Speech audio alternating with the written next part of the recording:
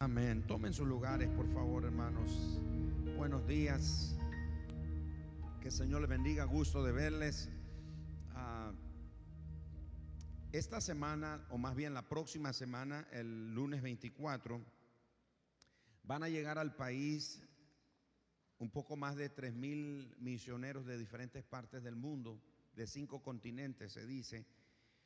Y van a estar haciendo un trabajo de misiones, de evangelismo en diferentes áreas. En las escuelas, las universidades, en los negocios, en el área de gobierno, en el área de finanzas, en muchas áreas. Y nosotros como Mundo de Fe hemos estado apoyando este movimiento que empieza a partir del próximo lunes 24 y va a concluir el 29, sábado, en la Plaza de la Fe, en una congregación donde todos los creyentes nos vamos a congregar. Aquí en Managua, de Granada, Masaya, Carazo y nosotros, Managua, 4 departamentos. Y habrán 12 reuniones simultáneas a la misma hora en diferentes partes o 12 ciudades diferentes de nuestro país. Y con pantallas el mensaje se va a transmitir vía satélite a todos esos lugares, y también vendrán muchas cadenas de televisión cristiana para transmitir lo que va a estar ocurriendo durante toda esta semana y en la clausura que será ahí en la Plaza de la Fe a las 6 de la tarde. Y nosotros como iglesia vamos a participar, vamos a asistir a esa reunión, a donde vamos a tener esa oportunidad de unirnos a cientos de miles de creyentes de todas partes o de los 4 departamentos que mencioné en nuestro caso. Y simultáneamente en el Espíritu nos vamos a unir a muchos otros creyentes en diferentes partes de nuestro país. Y el miércoles 26 vamos a tener un invitado de uno de los misioneros que va a estar acompañando o moviéndose en este grupo que viene. Así que les animo para estar presente el miércoles 26 y oír a este pastor o predicador que nos va a acompañar como parte de todo ese equipo que va a estarnos visitando aquí en nuestro país. Así que prepárese para esto. Y nuestro apoyo ha sido que a través de nuestro programa de radio hemos permitido espacios donde ellos están dando a conocer lo que están haciendo. Su servidor ha ido a diferentes programas de televisión o de radio y a diferentes reuniones para apoyar y promover este movimiento que está sucediendo aquí en nuestro país, que va a transformar definitivamente en muchas formas la vida de nuestra nación y va a bendecir la vida de miles de personas que seguro van a conocer a Jesús en las escuelas, en las universidades, en el área de gobierno, en el área de educación, de deportes, bueno, en muchas áreas. Así que les comparto eso para que nos vayamos preparando. También quiero mencionar que este miércoles, que es 19, sabemos que es un día que es feriado y hay mucho movimiento aquí en la ciudad. Vamos a tener nuestra reunión normal a las 7:30 de la noche, porque el viernes vamos a tener la media vigilia. Entonces no queremos ocuparnos, hacer algo diferente el miércoles y otra actividad el día viernes. Entonces nos encontramos en nuestra reunión a las 7:30 el jueves, y el viernes, como se escuchó, en la media vigilia que vamos a tener. Así que nos preparamos. Espero que todos los que se han inscrito en la cadena de ayuno estén caminando en eso y orando por los propósitos, porque de hecho el 23, que es domingo, vamos a ir a Praderas de Cofradía. Y así es, hermano Orlando, Pradera Cofradía. Vamos a ir a esta comunidad para hacer oración casa por casa. Vamos a entregar una revista, un obsequio para la comunidad, pero también vamos a dejar una invitación para las familias, los matrimonios, para una noche de película que vamos a tener el 6 de agosto con esa comunidad. Entonces necesitamos muchas manos y muchos pies para unirse con nosotros en este esfuerzo. Vamos a salir a las 3 de la tarde de aquí y comenzar la actividad a las 4 de la tarde ahí en la comunidad. Quiero invitarlos a abrir sus Biblias en Romanos capítulo número 8 y compartir con ustedes este pensamiento del apóstol Pablo que dice: nada podrá jamás separarnos del amor de Dios. Nada podrá jamás separarnos del amor de Dios. Tuvimos la oportunidad de, creo que mi esposa lo mencionó en el tiempo de las ofrendas, de estar esta semana con nuestros hermanos en Mundo de Fe Limón, y fue una semana muy bendecida. Tuvimos la oportunidad de servir a nuestros hermanos allá, y el Señor nos regaló unos tiempos muy hermosos ahí con la congregación. Y bueno, aquí ya de regreso para reintegrarnos a todo lo que continúa con la vida de la iglesia. En Romanos capítulo número 8, el apóstol Pablo nos presenta lo que se ha conocido como un himno al optimismo cristiano. Se conoce como un himno al optimismo cristiano. En este capítulo, el apóstol Pablo muestra tres cosas muy importantes. Perdón. Número uno, él habla de los privilegios del creyente. En los versículos desde el 1 hasta el 28, el apóstol Pablo nos habla de los privilegios que los creyentes tienen. La segunda cosa que destaca en este capítulo el apóstol Pablo es el fundamento sobre el que descansan estos privilegios, versos 29 y 30. Y finalmente el apóstol Pablo habla de los efectos triunfales de los hijos de Dios, en el versículo 31 hasta el 39.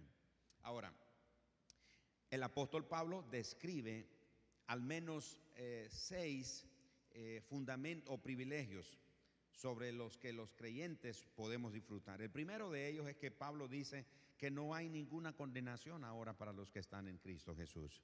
Segundo es que Pablo dice que tenemos una vida verdadera en Cristo, una vida plena en Cristo.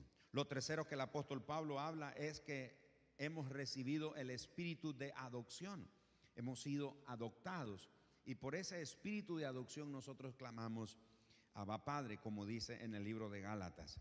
También el apóstol Pablo nos dice como un cuarto privilegio es que hemos sido declarados hijos y también herederos de Dios. Somos hijos y herederos de Dios. Lo número 5 que el apóstol Pablo destaca aquí en esto de los privilegios es la ayuda que recibimos del Espíritu Santo en la oración. Dice que el Espíritu Santo nos ayuda a interceder delante del Padre con gemidos indecibles. Él nos ayuda. Y número 6 es que él habla de la concurrencia de todas las circunstancias que sirvan para el bien o los propósitos de Dios en nuestra vida. Es lo que dice el verso 28, que todas las cosas aman a Dios o ayudan a los que aman a Dios. Así que después de presentarnos el apóstol Pablo estos ingredientes que hablan de los beneficios del creyente, él entra en la verdadera dicha de los creyentes, comienza a describir la verdadera dicha de los creyentes, y él muestra como si fuera una cadena de oro irrompible, donde él nos presenta las causas de nuestra salvación, y son 4 eslabones que mantienen bien unida a esta cadena. El primer eslabón es que dice que a los que de antemano él conoció, los predestinó para que fueran hechos conforme a la imagen de Jesucristo. El segundo eslabón, en el verso 30, es que a los que predestinó, a estos él llamó. A aquellos que él predestinó para que se fueran o se transformaran a la imagen de su Hijo Jesucristo, a él los llamó.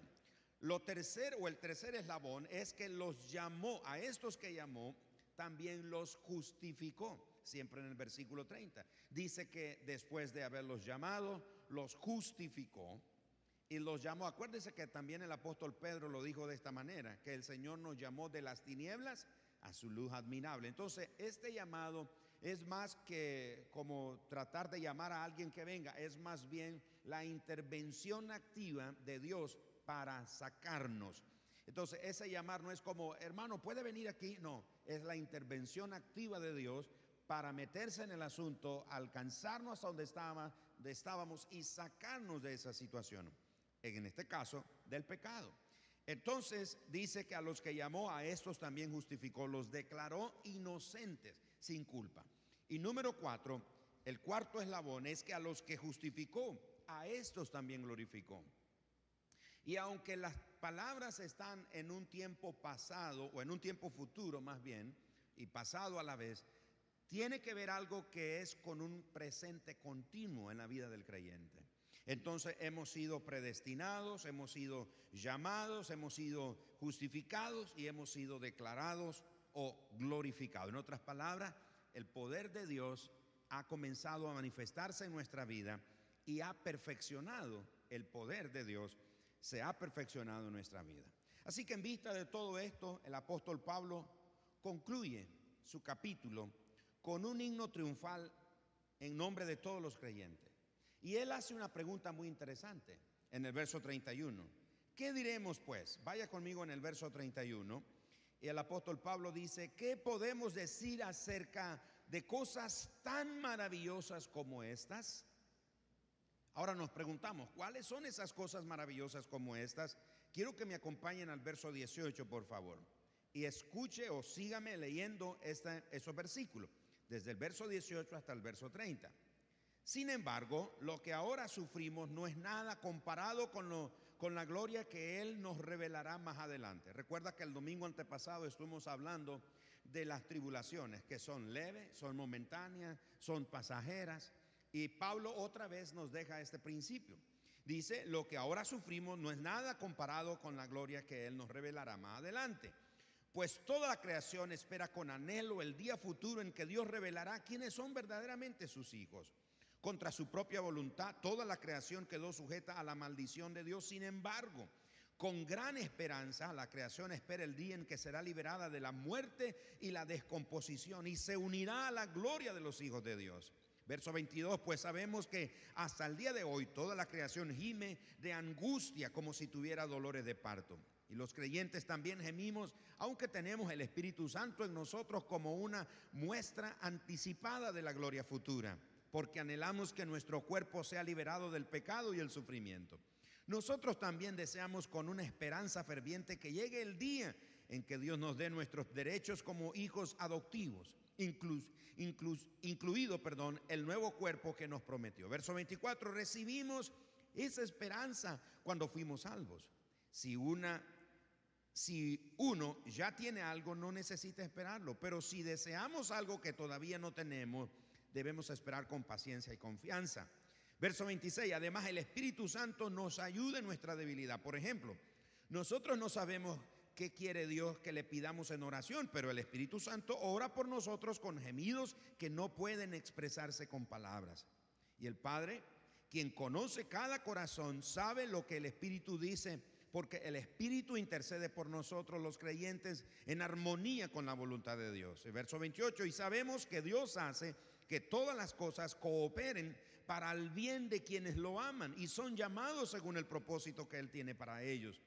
Pues Dios conoció a los suyos de antemano y los eligió para que llegaran a ser como su hijo, a fin de que su hijo fuera el hijo mayor de muchos hermanos. Después de haberlos elegido, Dios los llamó para que se acercaran a Él, y una vez que los llamó, los puso en la relación correcta con Él, y luego de ponerlos en la relación correcta con Él, les dio su gloria. Por eso el apóstol Pablo, después de presentarnos todo esto que acabamos de leer, él se hace esta pregunta: ¿qué podemos decir acerca de cosas tan maravillosas como estas?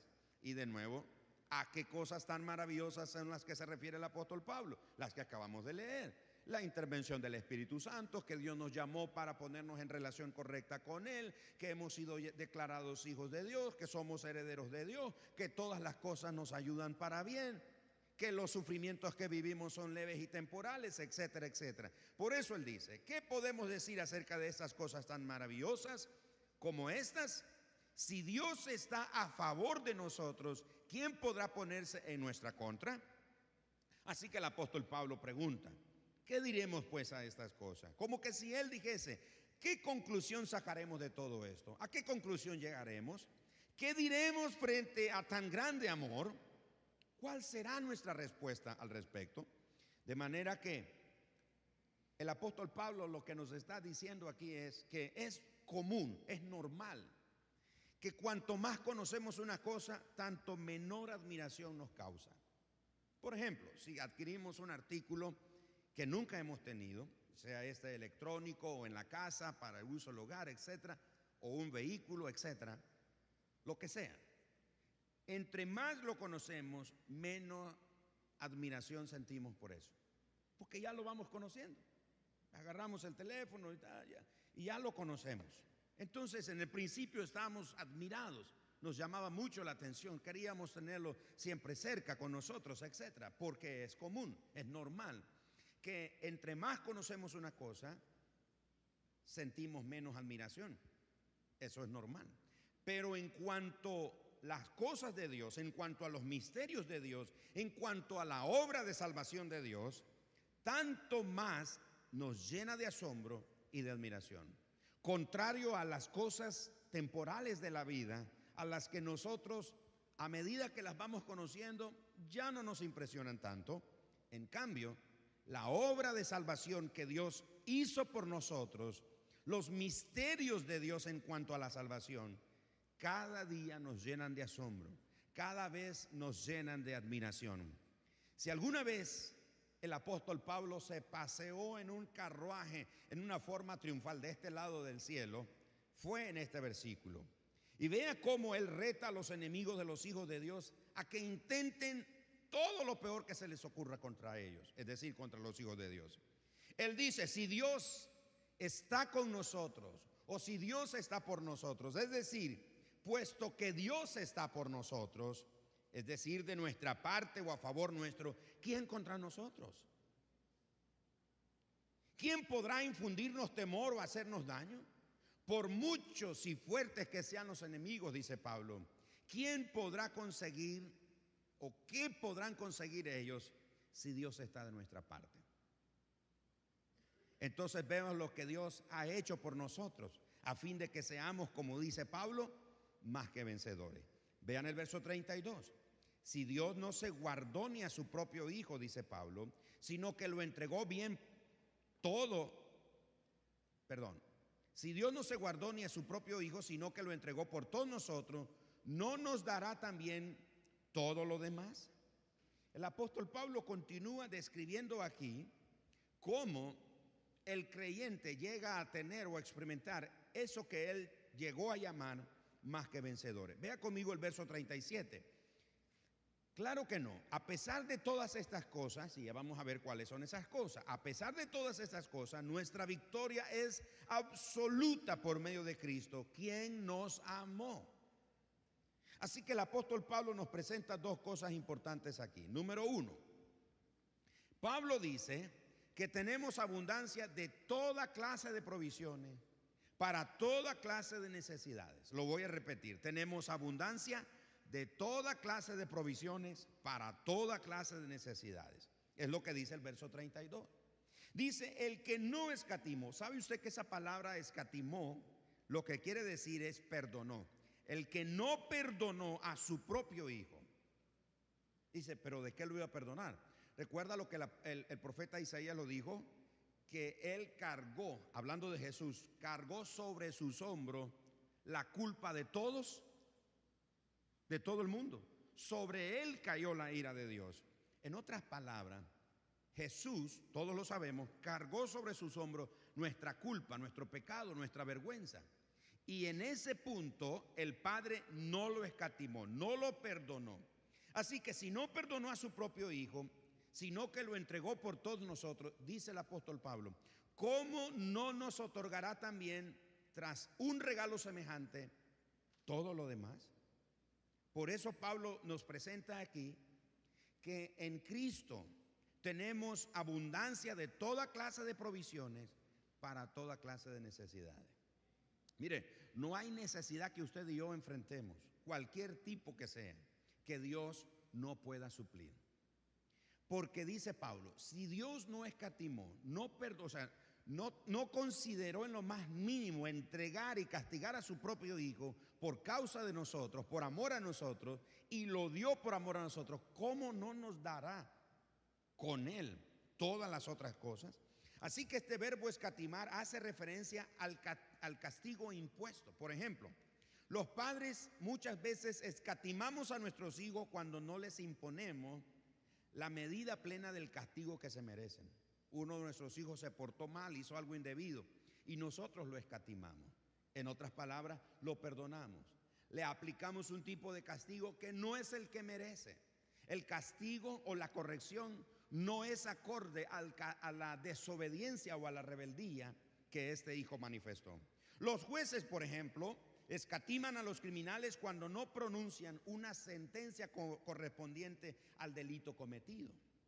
En cambio, la Biblia dice que este no es el caso de Dios. Él no retiró, Él no aligeró, pero ni un ápice, el castigo pleno que ejecutó sobre su Hijo unigénito.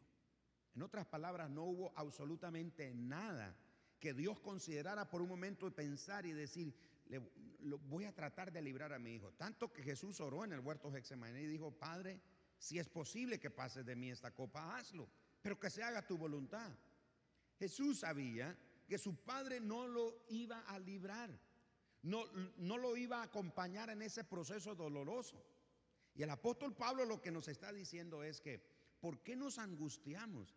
Si Dios nos dio a su propio Hijo, dice Pablo, ¿no creen ustedes que Él también nos dará todo lo que nos hace falta? ¿No cree usted que Dios nos dará todo lo que necesitamos? Si nos dio a su propio Hijo. Si nos dio lo que más le costaba, ¿cómo nos negará cualquier cosa que sea necesaria para nuestro bien? Dios no nos escatimó a nosotros cuando éramos sus enemigos. La Biblia dice que Dios nos amó a nosotros, aun siendo nosotros sus enemigos. ¿Podríamos amar nosotros a nuestros enemigos al grado de perdonarlos? Y Dios nos muestra ese amor. Vean el versículo 6 del capítulo 5 de Romanos. Acompáñenme a Romanos capítulo 5, versículo número 6. Cuando éramos totalmente incapaces de salvarnos, Romanos 5, 6, Cristo vino en el momento preciso y murió por nosotros, pecadores. Verso 7, ahora bien, casi nadie se ofrecería a morir por una persona honrada, aunque tal vez alguien podría estar dispuesto a dar su vida por una persona extraordinariamente buena. Verso 8, pero Dios mostró el gran amor que nos tiene al enviar a Cristo a morir por nosotros cuando todavía éramos pecadores. Verso 9, entonces, como se nos declaró justos a los ojos de Dios por la sangre de Cristo, con toda seguridad Él nos salvará de la condenación de Dios. Verso 10, pues como nuestra amistad con Dios quedó restablecida por la muerte de su Hijo cuando todavía éramos sus enemigos, con toda seguridad seremos salvos por la vida de su Hijo. Note qué interesante. Dios, diga conmigo, Dios no escatimó a su Hijo para morir por mí, pero sí me escatimó a mí para encontrar vida en la muerte de su Hijo. Vea entonces el contraste. Pablo dice en el capítulo 5 de Romanos que cuando nosotros éramos incapaces o débiles de salvarnos, éramos enemigos de Dios. Aunque éramos enemigos de Dios, aún así Dios nos amó antes. Antes de que nosotros dijéramos, sí, Él ya nos había amado. Y eso es fe. ¿Sabía usted que Dios tiene fe?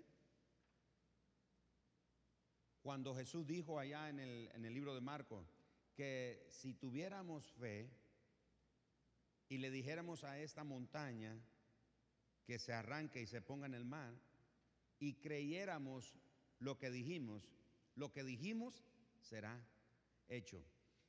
Y ahí en ese momento, cuando Jesús habla de la fe, estudiando ese versículo, uno se da cuenta que la fe a la que Jesús se refiere ahí es a la fe de Dios.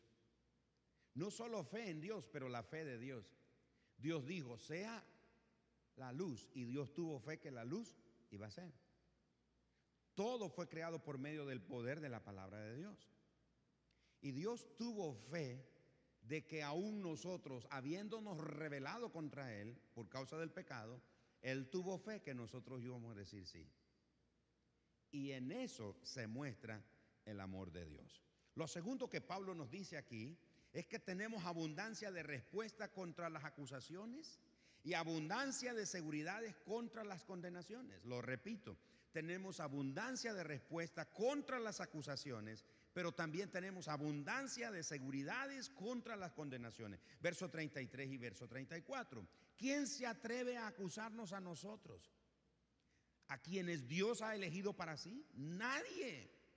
Porque Dios mismo nos puso en relación correcta con Él. Verso 34. Entonces, ¿quién nos condenará? Nadie. Porque Cristo Jesús murió por nosotros y resucitó por nosotros y está sentado en el lugar de honor a la derecha de Dios e intercede por nosotros. Entonces Pablo dice, ¿quién se atreverá a presentar recurso judicial contra los elegidos de Dios cuando Dios mismo es el que pronuncia sentencia de absolución a favor de ellos? No sé si está viendo el punto.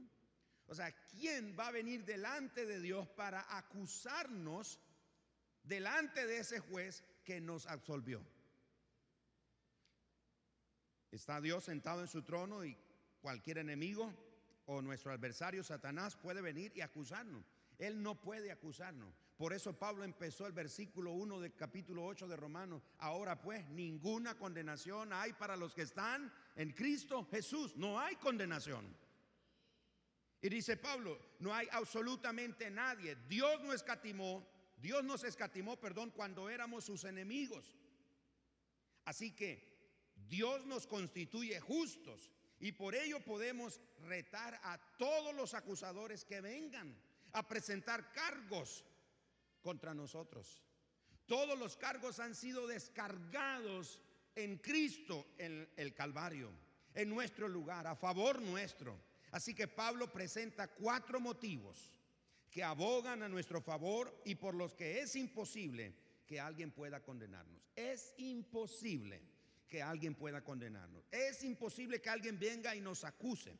Primero, esas son las razones por las que es imposible. Número 1, Cristo es el que murió. Número 2, el que también resucitó. Número 3, el que está a la diestra de Dios. Y número 4, el que intercede por nosotros.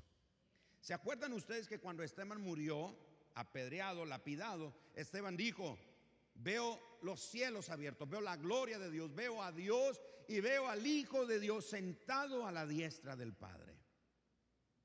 Hebreos habla de eso, Romanos aquí habla de eso.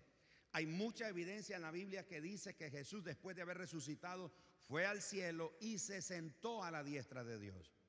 Como dijo alguien, ministerio sentado es ministerio terminado. Jesús terminó su ministerio, gritó en la cruz del Calvario y su última palabra fue, consumado es, todo terminó, no hay nada inconcluso. En ese punto,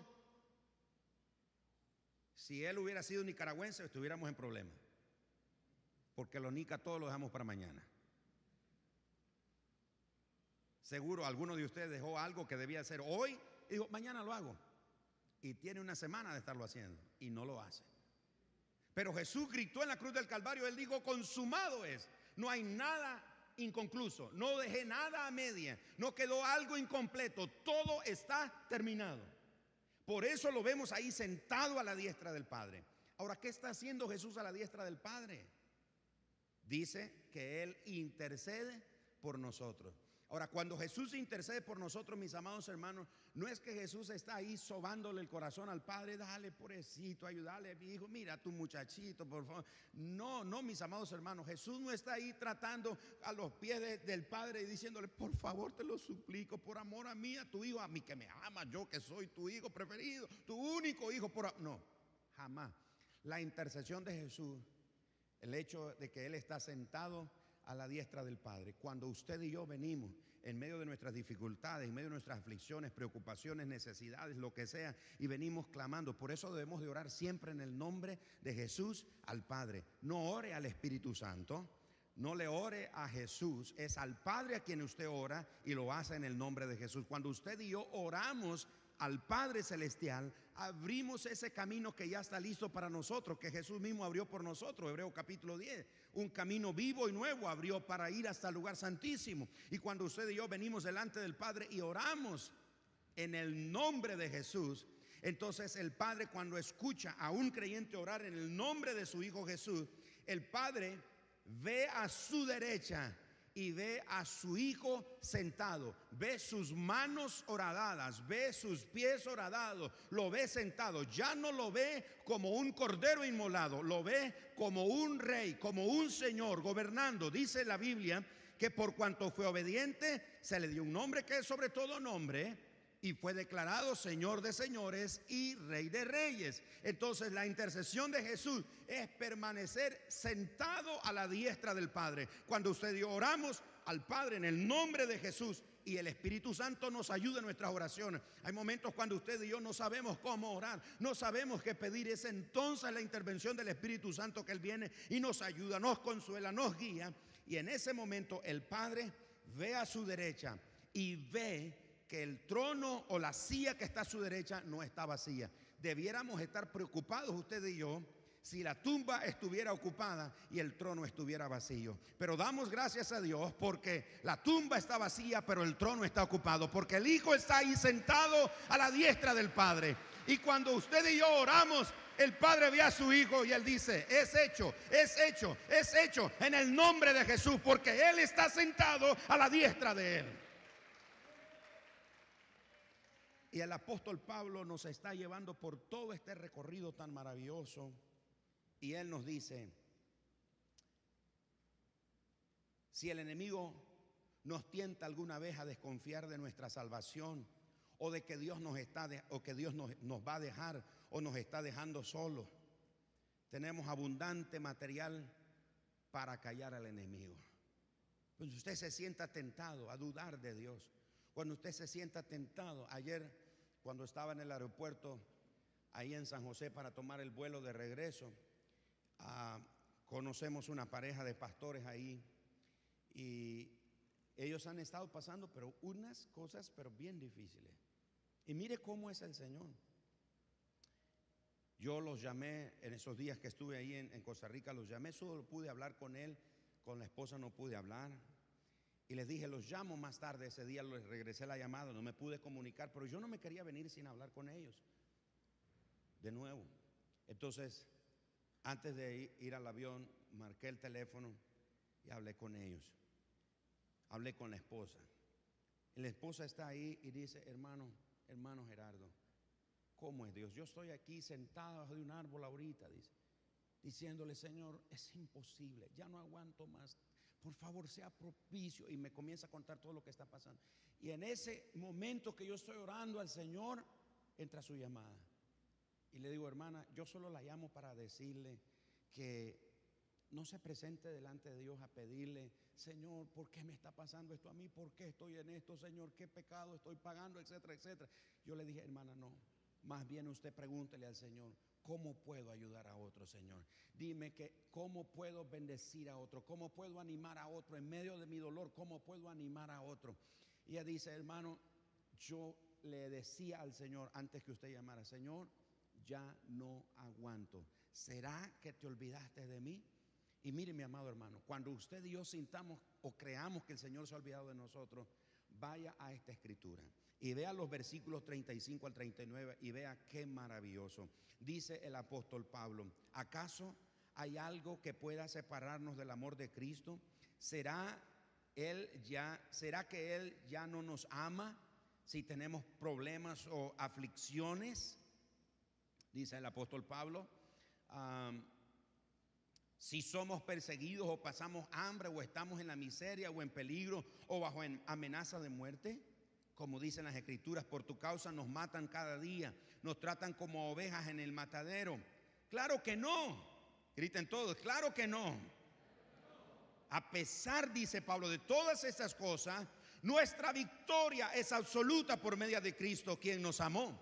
La versión de 60 dice que somos más que vencedores. Y estoy convencido, y esa palabra estoy convencido, estoy persuadido, no me cabe duda, no es que tengo una leve sospecha, no es que mi don de sospecha está activado en este momento, dice Pablo. Estoy convencido, estoy persuadido de que nada podrá jamás separarnos del amor de Dios, ni la muerte ni la vida, ni ángeles ni demonios, ni nuestros temores de hoy, ni nuestras preocupaciones de mañana, ni siquiera los poderes del infierno pueden separarnos del amor de Dios. ningún poder en las alturas ni en las profundidades. De hecho, nada en toda la creación podrá jamás separarnos del amor de Dios que está revelado en Cristo Jesús, nuestro Señor. Vamos a darle un fuerte aplauso al Señor.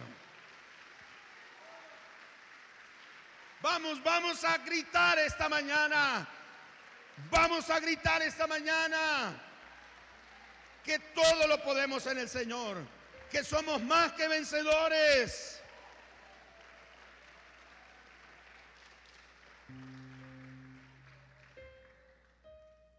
Por eso este capítulo 8 de Romanos se conoce como el himno del optimismo cristiano. Comienza diciendo Pablo: ahora pues, ninguna condenación hay para los que están en Cristo Jesús. Ninguna. Son hechos hijos de Dios, son hechos herederos de Dios. Tienen al Espíritu Santo que les ayuda. Todas las cosas, por muy difíciles que sean, van a obrar siempre para bien. ¿Qué pues diremos a esto? ¿Quién nos separará del amor de Dios que es en Cristo Jesús? Si Él, que no escatimó a su propio Hijo, ¿cómo no nos dará con Él todas las cosas que necesitemos?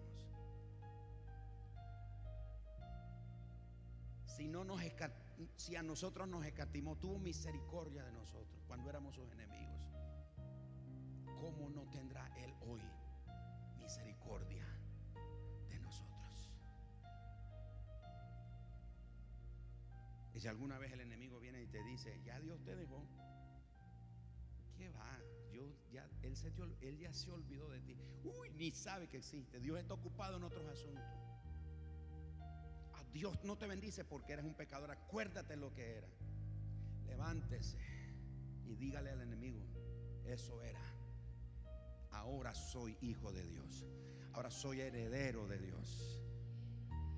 Ahora el Espíritu. Y cuando usted sienta que no puede orar, dígale: Espíritu Santo, ayúdame a orar. Ha habido tiempos en mi vida cuando yo no he podido orar, y lo único que puedo es comenzar como un gemido en mi ser. No es que yo lo invento, pero en mi espíritu comienza a surgir de lo profundo de mi ser un gemido como una canción, en un lenguaje que el enemigo no puede entender, en un lenguaje, en un idioma que el enemigo no puede interceptar. Y soy animado, soy inspirado, soy renovado. Y dice Pablo: ¿crees que todo lo que te pueda estar pasando, eso crees que te va a separar del amor de Dios? Nunca. Y me gusta cómo lo dice la Nueva Traducción Viviente, cuando dice: claro que no. ¿Habrá alguna cosa que nos pueda separar del amor de Dios? Y Pablo dice: claro que no. No lo hay. Yo quiero invitarlo esta mañana, en los minutos que nos restan de esta reunión: acérquese al trono de Dios. Vaya a casa esta tarde. Vaya a casa hoy. Tome un tiempo este día y vaya en la presencia de Dios. Derrame su corazón delante de Él. Y si usted siente que Dios le ha abandonado, y si usted siente que ha dudado de Dios, pídele perdón al Señor, porque yo le puedo asegurar, como el apóstol Pablo dijo: estoy plenamente convencido, soy completamente persuadido de esto: nada nos podrá separar del amor de Dios. Ni tribulación, ni angustia, ni persecución, ni hambre, ni peligro, ni cuchillo, ni espada, ni la muerte, ni la vida, ni ángeles, ni principados, ni potestades, ni lo venidero, ni lo porvenir, ni lo presente, ni lo alto, ni lo bajo. Ninguna cosa creada nos podrá separar jamás del amor de Dios que es en Cristo Jesús. El día que tú levantaste tu mano o abriste la puerta de tu corazón para que Jesús entrara a tu vida, te aseguro, como Jesús dijo: de mi mano nadie los arrebatará. Tú y yo vamos a llegar al fin. Tú y yo vamos a llegar hasta la meta. Vamos a llegar tal vez golpeados, tal vez lastimados, tal vez con unos rasguños, pero vamos a llegar completos. Vamos a llegar como vencedores. No vamos a llegar como derrotados. No vamos a llegar debilitados. Vamos a llegar, como dijo Pablo, siendo más que vencedores. Y hay una versión que dice super vencedores, es decir, por encima de cualquier victoria, nosotros somos más que vencedores por causa de Jesucristo nuestro Señor. Dale un aplauso al Señor. ¡Oh!